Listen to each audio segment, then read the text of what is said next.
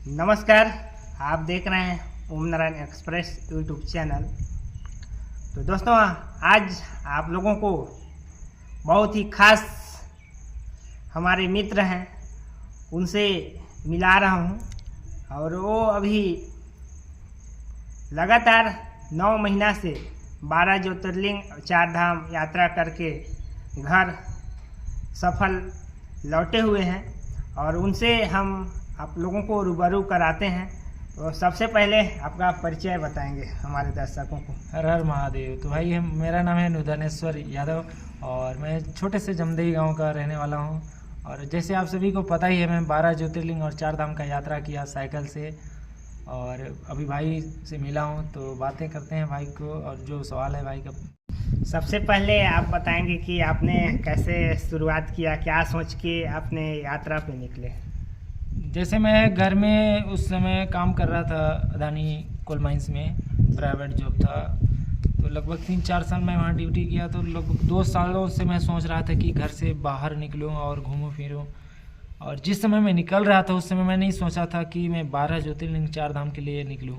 लेकिन पता नहीं उस समय मन में क्या आया कि भाई 12 ज्योतिर्लिंग 4 धाम के दर्शन के लिए ही निकला जाए। तो उस समय मैं बोर्ड बनवाया। इसके बाद अपने भाई के साथ में हम लोग यात्रा के लिए निकले विश्रामपुर से।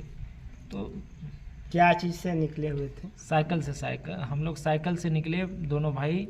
और सबसे पहले गए अमरकंटक में माँ नर्मदा जी का दर्शन किए। इसके बाद वहाँ से 12 ज्योतिर्लिंग 4 धाम की यात्रा के लिए रवाना हुए। अपने यात्रा में निकल गए, कहाँ गए, आपको किस प्रकार से कठिनाई आई?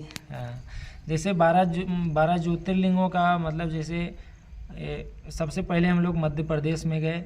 मध्य प्रदेश में ओमकारेश्वर, इसके बाद श्री महाकाल जी का दर्शन किए। इसके बाद वहाँ से निकल गए गुजरात में श्री नागेश्वर जी। और इसके बाद पहला धाम द्वारकाधीश जी का दर्शन किए। इसके बाद सोमनाथ, जो कि समुद्र किनारे में तीनों हैं। इसके बाद वहाँ से निकल गए महाराष्ट्र में चले गए त्र्यंबकेश्वर जी का दर्शन किए। इसके बाद वहाँ से निकल गए भीमाशंकर, पुणे जिला में पड़ता है। इसके बाद वहाँ से कृष्णेश्वर आ गए। कृष्णेश्वर जी के दर्शन किए, जहाँ एलोरा गुफा है ना, 20 रुपये का नोट जिसमें छापा गया है ना, वहीं एलोरा गुफा है। तो वहाँ से फिर निकले तो हम लोग तमिलनाडु निकल गए, जहाँ रामेश्वरम राम सेतु है, जहाँ राम जी का, वहाँ दर्शन किए। इसके बाद तो एक धाम भी है और एक ज्योतिर्लिंग भी है वहाँ, है ना। तो दूसरा धाम भी हो गया और ज्योतिर्लिंग भी हो गया। इसके बाद वहाँ से निकले गए हम लोग तिरुपति बालाजी, जो हमारे भारत का सबसे बड़ा अमीर मंदिर है ना, उनका दर्शन किए। इसके बाद वहाँ से आगे श्री सैलम, जहाँ बोला जाए तो ज्योतिर्लिंग है श्री सैलम नाम से जी। तो वहाँ मल्लिकार्जुन जी का दर्शन किए। इसके बाद वहाँ से निकले तो हम लोग चले गए उड़ीसा, जगन्नाथपुरी जी का दर्शन किए। इसके बाद वहाँ से निकले तो वेस्ट बंगाल होते हुए झारखंड में आ गए, बाबा वैद्यनाथ जी, वहाँ बाबा जी का दर्शन किए, बाबा वैद्यनाथ जी का। इसके बाद वहाँ से निकले तो आगे हम लोग बिहार होते हुए ताराचंडी माता जी का शक्तिपीठ दर्शन करते हुए यूपी पहुँच गए। यूपी में बनारस पहुँच गए, काशी विश्वनाथ जी का दर्शन किए। इसके बाद वहाँ से जब निकले तो अयोध्या चले गए राम लला जी का दर्शन करने। वहाँ से दर्शन करके चले गए हम लोग उत्तराखंड के लिए रवाना हो गए। तो सबसे पहले पहुँचे हरिद्वार में गंगा मैया जी का दर्शन किए। इसके बाद वहाँ से चले गए दक्षेश्वर महादेव जी का दर्शन करने, जहाँ राजा दक्ष थे, सती माता जी के पिता। तो वहाँ कुंड है सती माता जी का, राजा दक्ष जी का, वहाँ दर्शन किए।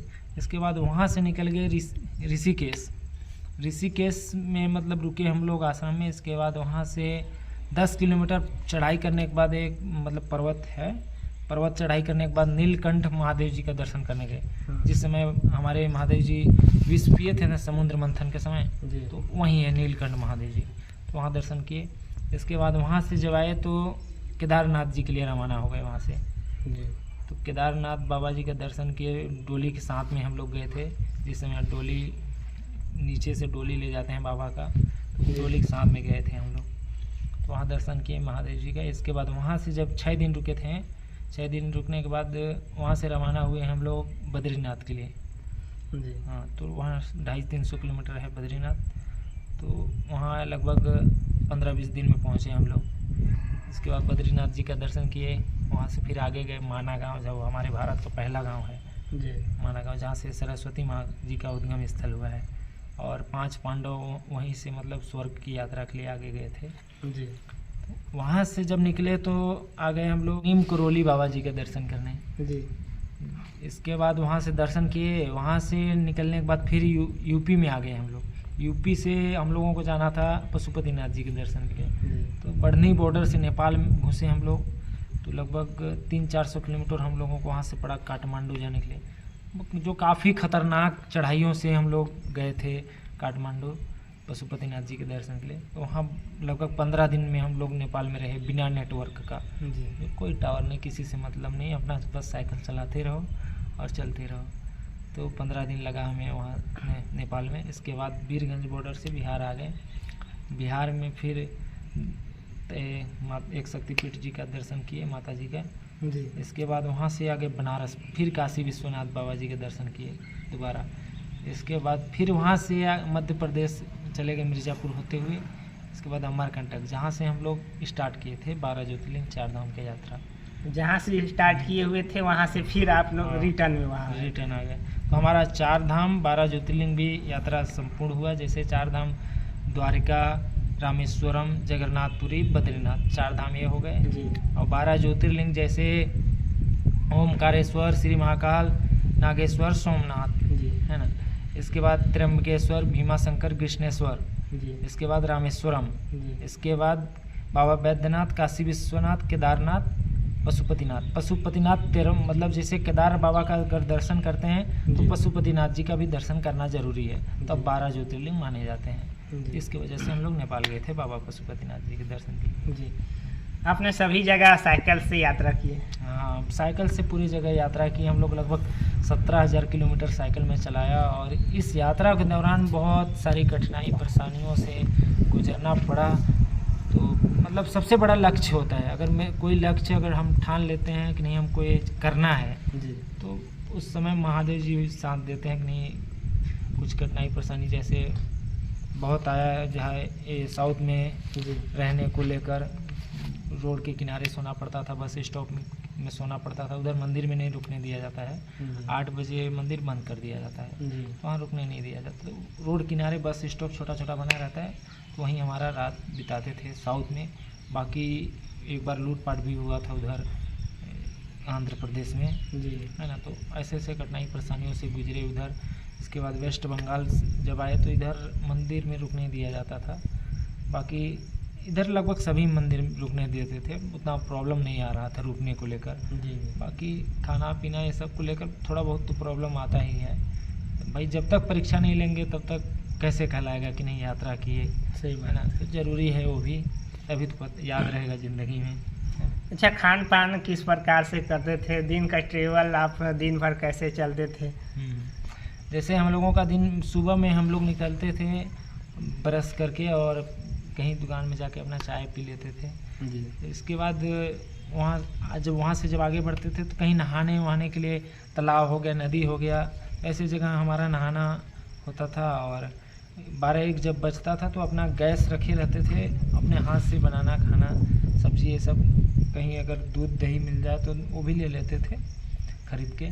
तो अपना खाना पीना खाते थे, आराम करते थे 1-2 घंटे। इसके बाद 3-4 बजे का फिर निकलते थे, तो शाम 6-7 बजे तक साइकिल चलाते थे। इसके बाद रुकने का ठिकाना देखते थे। तो ऐसे हमारा ज़्यादातर चावल खाना होता था हमारा, क्योंकि रोटी बनाने में थोड़ा टाइम भी लगता था और ज़्यादा सामान भी रखना, इसकी वजह से रोटी बनाने के लिए नहीं रहता था। ज़्यादातर हम लोग चावल ही खाते हैं छत्तीसगढ़ के लोग। हाँ, है ना। तो कभी ऐसा हुआ कि दिन भर हम भूखे रहे इस प्रकार से कि कभी खाने को नहीं मिला? ऐसा बहुत बहुत दिन हुआ है हम लोगों के साथ कि जैसे कभी दिन में नहीं खाए तो कभी रात में नहीं खाए। ऐसा कितने बार हुआ। जैसे रात में मान लीजिए कहीं गए तो पानी नहीं मिल रहा है, उस रात को बिस्किट खा के रात बिता लिए। और दिन भर चल रहे हैं, कहीं व्यवस्था नहीं मिल रहा है खाना बनाने के लिए। जैसे मान लीजिए कहीं पानी ही नहीं दिख रहा है रास्ते में रुकने के लिए, छाया नहीं मिल रहा है कभी मतलब जगह नहीं मिल रहा है बैठने के लिए। तो ऐसा प्रॉब्लम आता रहता था। कभी दिन में नहीं खाए, कभी रात में नहीं खाए, है ना। उधर किस प्रकार से लोग मिलते थे, किस प्रकार से आपको रिस्पॉन्स करते थे? लोग जैसे गुजरात, मध्य प्रदेश, गुजरात, महाराष्ट्र और नेपाल के लोग, जी ये सबसे बेस्ट लोग यहाँ के मिलते हैं। जी।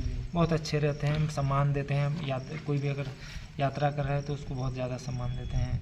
गुजरात के लोग, ज़्यादातर गुजरात के लोग बहुत ज़्यादा सम्मान देते हैं। और नेपाल में भी वैसा ही है, और महाराष्ट्र और मध्य प्रदेश बहुत अच्छे लोग मिले हैं हम लोगों को। कितना मंथ के बाद अभी घर लौटे हुए हैं? हम लोग 9 महीने के बाद घर वापसी हुआ हमारा, 277 दिन के बाद। आपको अभी घर लौटे, आपको घर वाले या गांव के अगल बगल पड़ोस वाले या गांव वाले किस प्रकार से आपको देखते हैं, कि क्या बोलते हैं आपको, क्या कहेंगे उन लोगों को कि वो लोग भी किस प्रकार से हमारे हिंदू सनातन के लिए करें? जैसे क्या है कि मतलब गांव वालों का रिस्पांस कुछ नहीं आया कि नहीं क्या किया क्या नहीं किया, उन लोगों को उतना मतलब नहीं रहता है ना। लेकिन जो जान रहा है, जो समझ रहा है कि ये क्या किया है क्या नहीं किया है, उसके लिए बहुत कुछ है। और जो नहीं समझ रहा है उसके लिए कुछ नहीं है। गांव जैसे अपने आसपास के लोग रहते हैं, वो तो थोड़ा जलने वाले ही रहते ही हैं, तो उनके लिए कुछ नहीं किए हैं। बाकी जो समझता है उसके लिए बहुत कुछ किए हैं।